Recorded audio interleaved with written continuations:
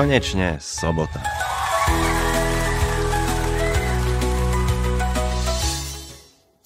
Vítajte pri ďalšej epizóde podcastu Konečne sobota. Moje meno je Tomáš Sobota, podcasty vychádzajú vždycky sporadicky v sobotu.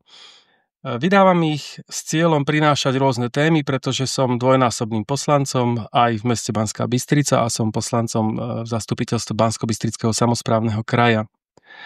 Dneska mám veľmi zaujímavú hostku. Katka Ďurčová, vítaj.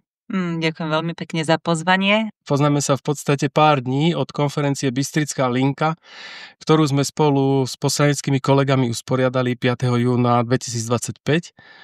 A veľmi ma zaujala tvoja reakcia, ktorá bola mimoriadne pozitívna. My sme sa teda snažili priniesť nejaké témy, ktoré sme vytiahli z programu rozvoja mesta, čiže aby to nebolo nejaký vzdušný zámok, ale aby to bola konkrétna téma, ktorá sa nachádza alebo nejakým spôsobom je spracovaná v programe rozvoja mesta. Považujeme to za dôležité, aby sme pracovali, že keď diskutujeme a prinášame riešenia, tak aby sme diskutovali o tom, čo je naozaj relevantné.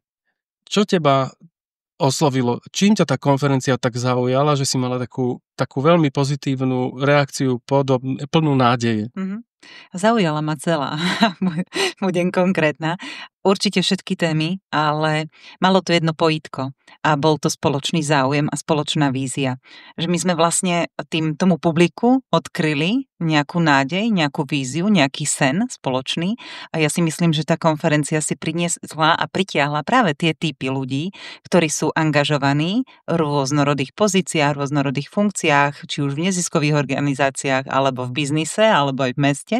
A pritiahla si ľudí, ktorí naozaj chcú priložiť ruku k dielu a bolo to tam veľmi cítiť. Naozaj to nebolo o tom, ako ja som si povedala, že idem, pozriem, nová bublina, okúsim, nič za to nedám. Áno.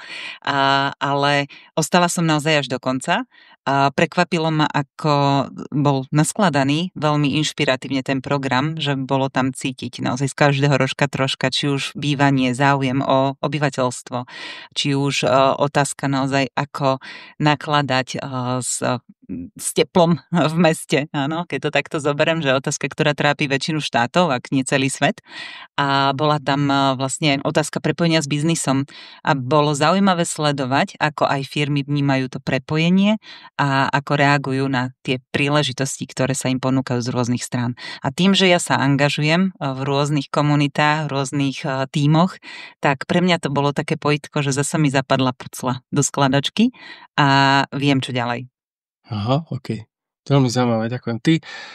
Ty si vlastne strategička, alebo marketérka, alebo čím sa ty vlastne živíš? Srdcom aj dušou, áno. A aj som študovala marketing, aj 20 rokov pôsobím v oblasti marketingu. Najskôr som bola ako zamestnanec, po materskej dovolenke som sa rozhodla, že idem urobiť dieru do sveta a zahviezdiť.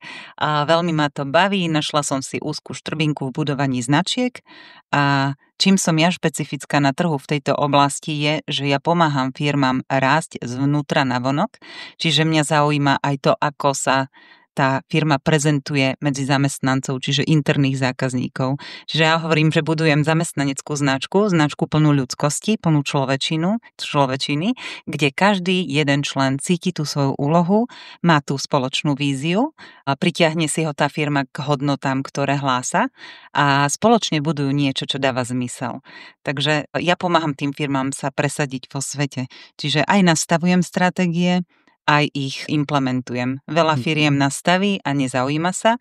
Mňa veľmi zaujíma tá firma. Ako keď sa rozhodnem s niekým ísť do spolupráce, tak ja tou firmou žijem a častokrát niekedy mám teda pocit, že niekedy viac s ňou žijem ako samotný zakladateľ, ale z toho môjho uhla pohľadu samozrejme, že nikto nemá tú firmu radšej ako ten founder.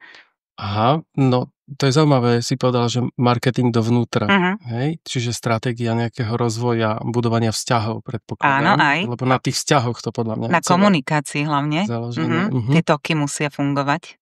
Áno, viem, že je na Slovensku jedna zaujímavá firma, ktorá má takéto zázemie vnútorné veľmi dobre vybudované, no však samozrejme nesmieme propagovať žiadne značky, ale mňa to veľmi zaujalo, pretože som počul aj nejaké podcasty s tým majiteľom, on je myslím podnikateľ roka 2019 a on tak zanietene hovoril o tých ľudských zdrojoch, o tých ľuďoch, ktorí pre neho pracujú, že vlastne on si veľmi vysoko váži a uvedomuje si práve tie vzťahy, ktoré má vnútri vo firme. To bolo pre mňa také, že wow, že na Slovensku máme takýchto ľudí, takže... Predpokladám, že smerujeme myšlienkami k tej istej značke a poznám niekoľko príbehov, samozrejme nebudem menovať, ale práve tie vzťahy sa ukazujú ako najdôležitejší element v úspechu biznisu. A nie len vzťahy, ale tá tímová práca, tá spolupráca. Čiže po inovácii nasleduje spolupráca, bez toho to nejde. A množstvo ľudí, ktorí si myslia, že jenom ja, že to vybuduje sám, nebude sa obklopovať tými múdrejšími, že sa posunie, ale nie tak rýchlo a možno nie tak ďaleko, ako by sa vedel, keby dal priestor a šancu tým talentom. Možno taká podpásovka, že myslíš, že by sa dalo pracovať s takým tímom alebo s budovaním nejakej stratégie aj v rámci verejnej správy alebo štátnej správy, že teda v rámci nejakých úradov? Neberiem to ako podpásovku. Ja som pozitivista. Alebo pozitivistka. Optimistka, áno. Ja vidím svetlo na konci tunela a vždy to vidím pozitívne. A kde je vôľa, tam je cesta. Čiže keď strany chcú, všetko sa dá. A verím v to, že sa to dá. A v tíme práve treba ľudí, ktorí dokážu ten tím a tých ľudí namotivovať, inšpirovať a neustále im pripomínať, kam kráčajú, lebo ak tam takí ľudia nie sú, tak tá firma vyhasína. Rovnako tak, ako vyhasíname často my v živote, keď strácame zmysel.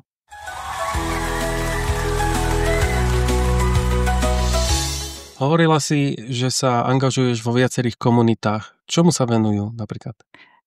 Komunity, v ktorých som zaangažovaná, sa venujú primárne prepájaniu podnikateľského prostredia a je to vlastne využívanie príležitosti na spoluprácu.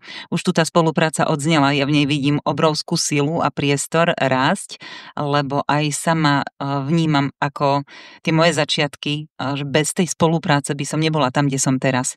Že my sa brutálne posúvame, aj keď sa neporovnávame, ale vnímame to podnikateľské prostredie, tú rivalitu a nás to drivuje ísť dopredu.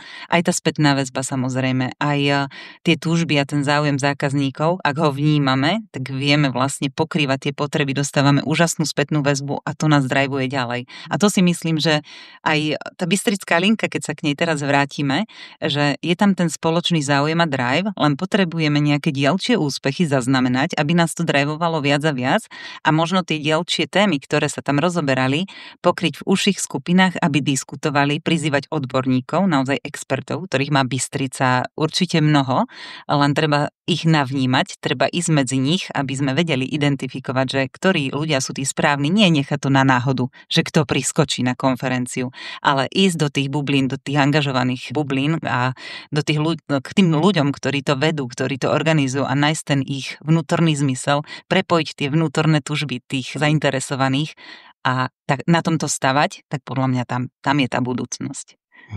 No ja sa priznám, že ja som teraz aktuálne študentom manažmentu a teda to, čo si povedala, je v podstate aplikovateľné aj na orgány mesta. Áno. Hej, to proste úplne rovnako sa to dá využiť, použiť a zmanéžovať, tak aby to lepšie fungovalo. Ak môžem dodať, že aký ja vidím rozdiel medzi tou biznisovou sférou a orgánmi mesta napríklad. Čiže verejnou správou.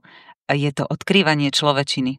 Že verejná správa ako keby sa schovávala za stolík, áno, že aj tí ľudia sa boja prikročiť, ale často to je tak, že treba vykročiť medzi tých ľudí, aby vedeli, že aj to sú len ľudia. Aj oni majú len akože nejaké hodnoty alebo nejakú reč, nejaké akože spoločné hobby alebo čokoľvek a že aj s úsmevom a naozaj cez to poznanie jeden druhého sa dá vybaviť oveľa viac a rýchlejšie.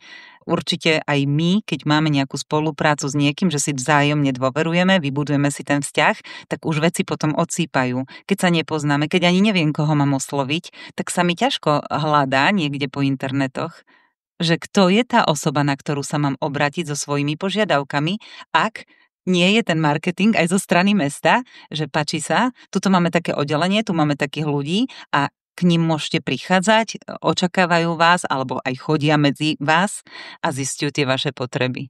Áno, a ďalšia vec je, tiež som sa rozprával asi pred rokom s jedným manažérom alebo neviem presne, že aké on má zameranie, ale povedal mi taký zaujímavý postreh, že vlastne ona tá polarizácia vzniká tým, že my sa nerozprávame. Hej, že my vlastne nevnívame svoje potreby a ono by stačilo niekedy naozaj si sadnúť za jeden stôl a proste si niektoré veci vydiskutovať, vysvetliť a ja to poviem teraz tak ako, že na každej strane by tie názory mekli.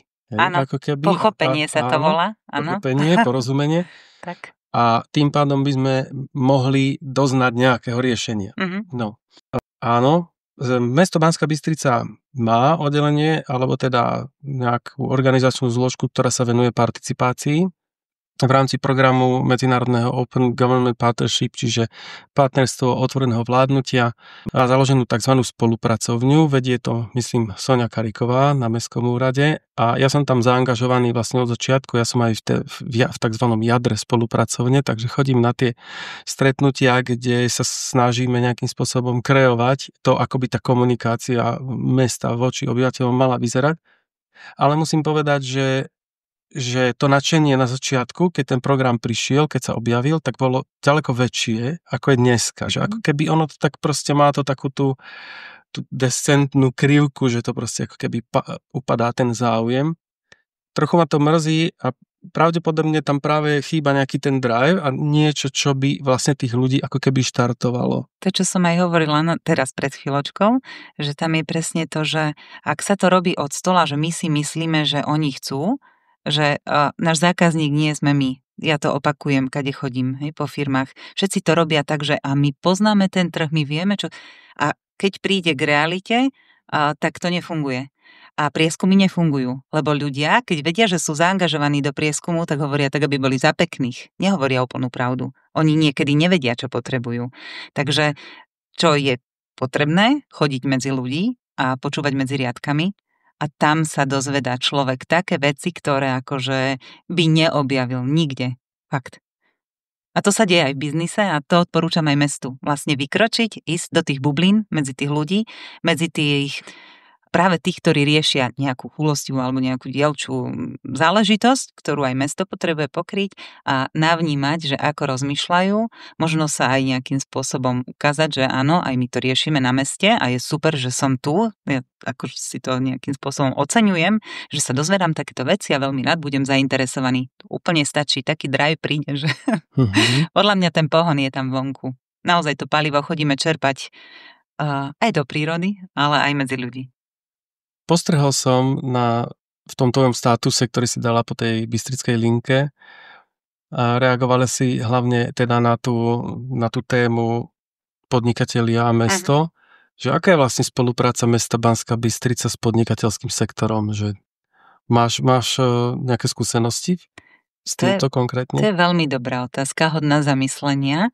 Lebo keď som prichádzala na tento podcast, tak presne som si vravela, ak táto otázka padne, že povedať niečo múdre.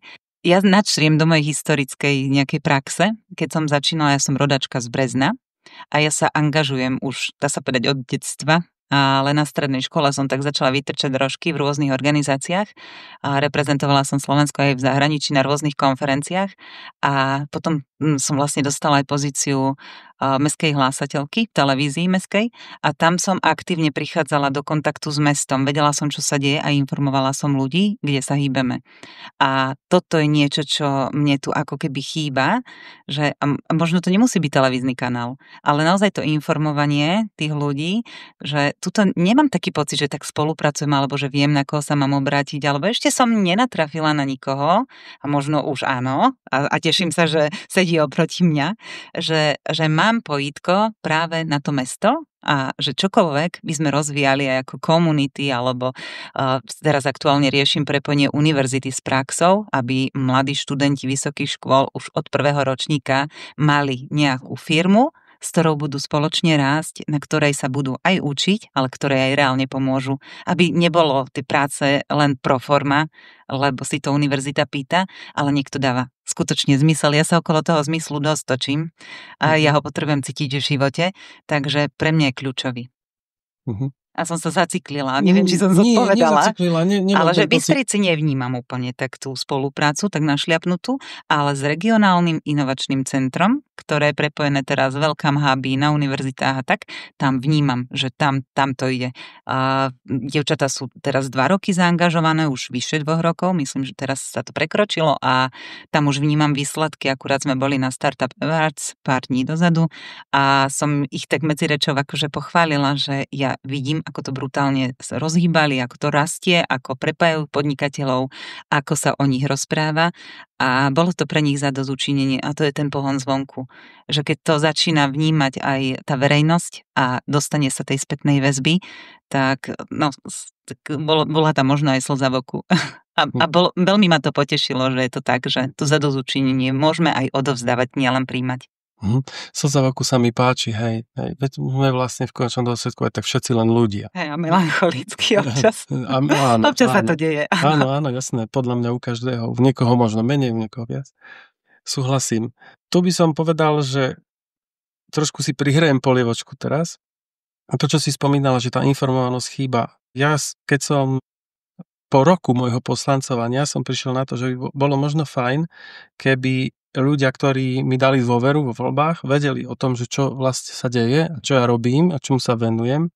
Jedna vec je, že teda čo všetko ten poslanec robí, to nie je dôležité. Dôležité je, aby oni vedeli, čo sa udialo. Preto som začal po roku poslancovania vydávať krátke videá informačné o tom, čo bolo na zastupiteľstve. Čiže vždy po zastupiteľstve vydám jedno video, kde 1,5 minúty, kde poviem, že pre mňa sú highlighty toto. Hej, niekedy sú tie veci hodnotnejšie trebárs a je o tie témy väčší záujem a niekedy sa nie celkom trafíme, niekedy je trebárs aj to zastupiteľstvo suchšie, poviem to, hej, tak. Ale stretol som sa s tým, že mnohí ľudia to oceňujú, že to je dobré, že to robíš, lebo proste to je taký krátky feedback, a hneď stúpa vlastne informovanosť a tí ľudia hneď, a čo povedal a čo, čiže tam aj podľa mňa sa to stretáva s nejakým záujmom. Ak môžem, nadviažem na toto, aby to nevyzeralo, že ja som tu prišla teraz hejtiť mesto alebo čo.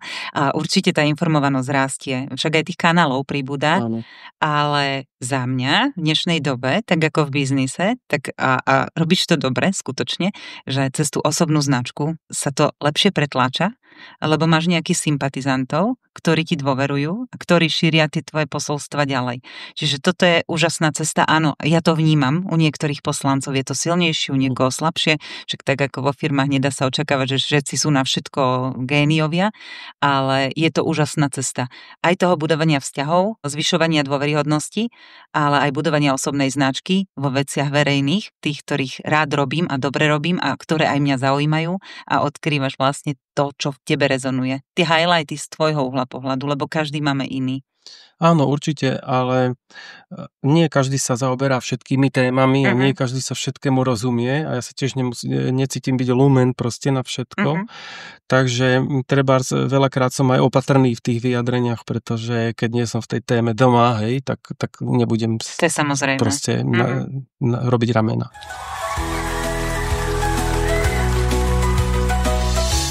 Potrebuje samospráva vôbec nejaký marketing? Potrebuje. Jednoduchá otázka, jednoduchá odpoveď. A ja si myslím, že aj smeruje k tomu, aby som povedala, že áno. Však ono je to tak, že aj tá samospráva má nejaký produkt, nejakú službu. A tú službu treba dostať do sveta. A keď sa o nej nerozpráva, tak ja rada používam, že to je ako keby otvoríme zelovoc, ale necháme mreže, nedáme ani oznám, nič, že sme otvorení. Všetko to tam pohnie, všetko to skrachuje a sme smutní. Takže ak chceme, aby sa to mesto rozvíjalo ďalej a aby tie veci fungovali, tak treba o nich hovoriť. A už aj to hovorené slovo je marketing. Marketing je čokoľvek, čo šíri práve tú pozitívnu informáciu k ľuďom, ktorí ju potrebujú počuť. Toto je marketing, že nie je to obťažovanie alebo nejaké atakovanie a naháňanie, ale je to skutočne o šírení informácií a v pozitívnom duchu. Ale jasne, treba hovoriť aj o tých veciach, ktoré nefungujú, aby sa mohli napraviť, ale myslím to v takom ako pozitívnom, že s pozitívnou mienkou, že mienim to dobre, chcem dobre tomuto mestu, tak hovorím o tých problémoch. Aby som to dostala do tej roviny, ako som to chcela teda vyjadriť. No, my, čo sa živíme teda ako sami, čo podnikáme, tak my teda vieme zo skúsenosti, ja osobne určite, mne sa to teda 100-krát osvedčilo, že kvalitná práca proste robí reklamu sama. Aj to, cez referencie, to najlepšie, určite. No a vlastne referencia samosprávy je tá služba poskytnutá obyvateľstvu, čiže čím je kvalitnejšia, tým proste... Tým sú ľudia spokojnejší a tým je tá referencia na výbornú. Jednoduché. Ešte by som sa krátko vrátil k tomu, vďaka čomu vlastne tu sedíme dneska spolu a diskutujeme, a to je tá konferencia Bystrická linka, ktorej teda prvé podujatie bolo 5. júna, že čo sa chceš opýtať? Čo sa chcem opýtať? Že kedy bude pokračovanie, určite. A aké budú ďalšie témy napríklad? Lebo mňa to zaujalo natoľko, že bolo tam povedané, že teraz to bola taká ochutnávka toho, ako to môže vyzerať v niektorých oblastiach a tých oblastí je viac. Postupne ich budeme odkrývať na ďalších linkách. A zaujalo ma aj to, že ak ľudia chcú, môžu sami prispieť témou, ktorú potrebujú riešiť a ktorú vnímajú v meste a možno vy, alebo my, alebo takisto, hej, že nie každý ju vidí. A páčilo sa mi aj to rozvrhnutie tých ďalších pokračovaní, že nie vždy to bude taký veľký koncept, ale bude to založené na menších, expertnejších skupinkách, aby sa tam zlučovali ľudia, ktorí majú k téme čo povedať, alebo ich tá téma zaujíma a myslia to s ňou dobre. A vlastne ja, keď som aj zdieľala ten môj post, alebo teda tú postprodukciu tých mojich myšlienok, lebo ja som taká, hovorí sa tomu, že autentická, a že ja čo na srdci, to na jazyku a musím písať vtedy, keď mi srdce píše, nie že keď už si nepamätám, o čom to bolo, takže ja väčšinou dávam tie myšlienky i hneď. Áno, poukázala som na to, čo bolo dobre, poukázala som na to, čo očakávam, poukázala som možno aj na to, že čo by sa mohlo udiať, alebo ako to vnímam, ako to vidím, že ide to s tým správnym smerom, je nádej. A vyzvala som minimálne tú moju komunitu, na ktorú mám dosah, keďže som nejaké to médium tých informácií, vyzývala som aj práve tých mojich ľudí, ktorí sú v tých komunitách, tých biznisových, aby aj sami, ak majú nejaký nápad, názor, čokoľvek, nech využijú e-mail, ktorý tam bol poskytnutý, na to, aby napísali svoj námet, ktorým sa môže mesto zaoberať a ktorý môže byť rozvíjaný. Lebo chodia na tie komunity nie len sa učiť a rásť, ale aj spolupracovať a priložiť do ruku k dielu. Skutočne sú dve komunity, ktoré teraz aktuálne nejakým spôsobom vediem. Sú to takí podnikavci v meste a mám aj Facebookovú skupinu, do ktorej prezdieľavam všetky informácie. Chodia sa tam krmiť tými novinkami. A druhá komunita je taká, ktorá vznikla práve na prepojenie medzisektorovú spoluprácu. Neviem, či ju môžem spomínať, radšej budem ticho. Neviem, pokiaľ je to komerčná záležitosť, tak radšej... Nie je to komerčná a je to záležitosť vlastne komunity. Sú to bystriny, opravári spoločnosti, ktorí zlučujú ľudí naozaj z akademickej pôdy, z nezisku, pomáhajú, aj prinášajú témy vlastne, ktoré môžu pomôcť tým ľuďom, ale aj chcú diskutovať, presne aby sa tá spoločnosť nepolarizovala, ale keď tam aj prichádzame, že s rôznymi názormi, tak odchádzame s obrovským pochopením. Všetci sa máme akože v láske, by som povedala, že aj takí, čo si ripnú, tak ale aj tých pochopíme, alebo vnímame ten ich názor, vieme ho prijať nejakým spôsobom, lebo navnímame si aj prečo tak rozmýšľa.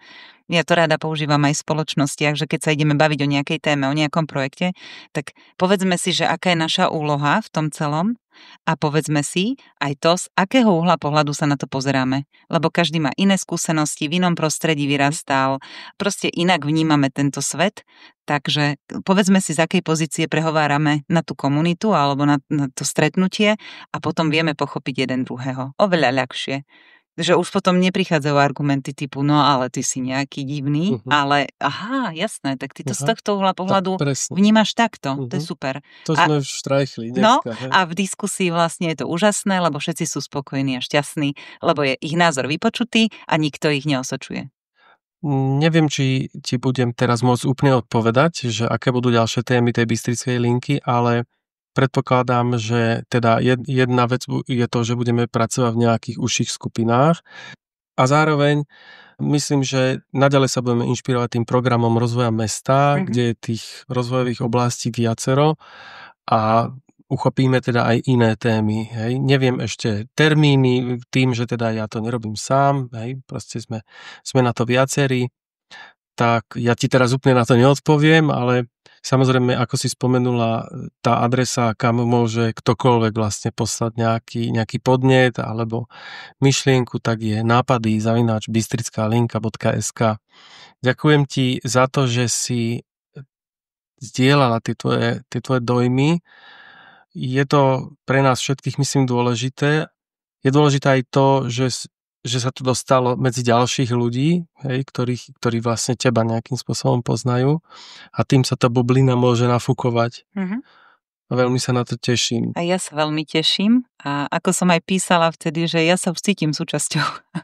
Mne sa stačilo raz účastniť, vidím, že to má potenciál a vidím, že je tam priestor priložiť ruku, tak som s vami, tak budem sa tešiť na ďalšie stretnutia, samozrejme. No dobre, tak to beriem ako výzvu.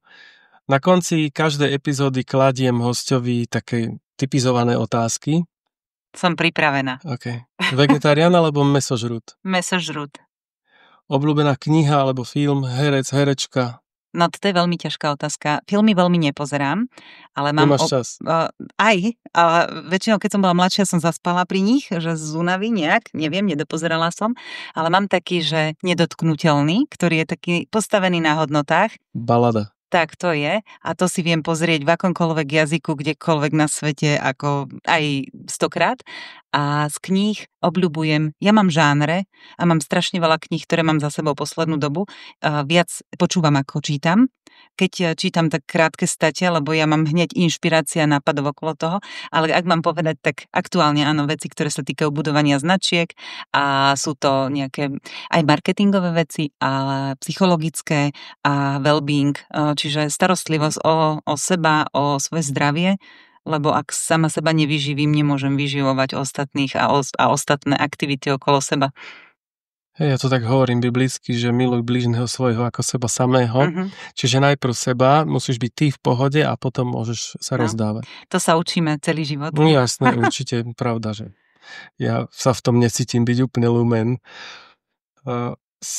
Už vieme, že teda nie si rodáčka z Banskej Bystrice, si rodáčka z Brezna. A kde si teda vyrastala? V Brezne a na Beňuši, u starých rodičov, aj na Bystrej. Ale dá sa povedať, že od 16-17 rokov som odišla do sveta a po 22 zastávkach, skutočne, bola to celá Európa, a som sa usadila v Banskej Bystrici a tu pôsobím už nejakých 12 rokov. Takže ty si normálne, že cestovaná. Ja som cestovaná, áno, svetobežník. Dobre, to je dobré. V akej oblasti je v Banskej Bystrici podľa teba priestor na rozvoj? Vo všetkých. To je veľmi jednoduchá otázka. Dôležitá je prioritizácia tých oblastí, aby sme naozaj, to tam aj odznelo a veľmi sa mi to páčilo, udržali mladých v meste. Aj všetky moje aktivity smerujú k tomu, aby som sa pozerala na tú sféru pomoci smerom práve k mladým ľuďom, aby sme si ich tu udržali, aby bolo na čom stavať. Ktoré miesto je pre teba v Banskej Bystrici že najkrajšie? Kde sa najlepšie cítiš? Toto sa ma pýtal nedávno senátor, že keby som sa mala rozhodnúť, že kde by som chcela byť a spýtal sa, keby to nebolo, že doma, že čo je to druhé najobľúbenejšie miesto. Ja ich mám viac okolo Banskej Bystrice, záleží či zima, či leto, rada skialpujem, takže skálka v zime ma veľmi poteší vždycky, ale aj Králické lesy, rada chodím na Urpín, aj som behávala vlastne také cez polné behy kadejaké, takže Urpín je vždy poteší, lebo ten výhľad na mesto je veľkolepý a mám rada aj rozhľadňu na Horných Pršanoch napríklad. Mňa lákajú výšky. Ja si dávam vysoké mety aj v rámci prírody, vyšlapala som si aj na Kilimanjaro, čiže mňa výhľady fascinujú a preto keď potrebujem priestor na myšlienky, tak ako keby ma to ťahalo k tomu nebu, k tým hviezdam a idem do toho univerza čo najvyššie. Zaujímavé. Tak ja som bol najvyššie na Rinjani, na Lomboku, v Indonézii. Katka, ďakujem, že si prišla. Ďakujem za inšpiratívny rozhovor a prajem ti veľa úspechov. A verím, že sa teda stretneme v nejakej užšej spolupráci, možno nad nejakým konkrétnym stolom, na ktorom sa bude riešiť nejaký konkrétny problém. Budem sa veľmi tešiť, bolo mi cťou. Ďakujem veľmi pekne a budem veriť, že sa tá naša spoločná vízia začne naplňať čím skôr. A mne už zostáva len to posledné. Sobota vám praje pekný víkend. Konečne sobota.